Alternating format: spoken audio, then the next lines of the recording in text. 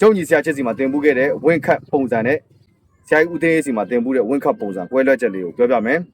ဗီဒီယိုကိုအစားဆုံးကြည့်ဖို့မြတ်တာရက်ခံပါတယ်ကဲဟုတ်ပြီကျုံညီဆရာချက်စီမှာတော့ဒီမှာသူကဘယ်လိုဟုတ်ထောင်ထားတယ်ပယ်ပြီးရတယ်တက်ပြီးတော့ဝင့်တဲ့အခါဒီလိုသွားတာဝင့်တယ်ထောင်တိုက်လက်ခုံပေါက်တဲ့အခါဒီလိုမျိုးခုတ်ပြီးတော့ဒါမျိုးပေါက်တာဖြစ်ပြီးတော့မှခွဲ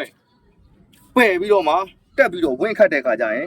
ဘူးရှိရနေဒါမျိုးကာပြီးတော့မှသွားတယ်နော်ဝင့်ခတ်တယ်ထောင်တိုက်တယ်ပေါက်တဲ့အခါလဲဒီလက်ခုံကိုဒီလိုမျိုးပေါက်တယ်ပြီးတော့မှခွဲဆရာကြီးဦးသိန်းစီမှာတင်တဲ့ပုံစံကြတော့ဒါမျိုးမဟုတ်တော့ဘူးဘယ်လက်ခုတ်ထောင်ကနေ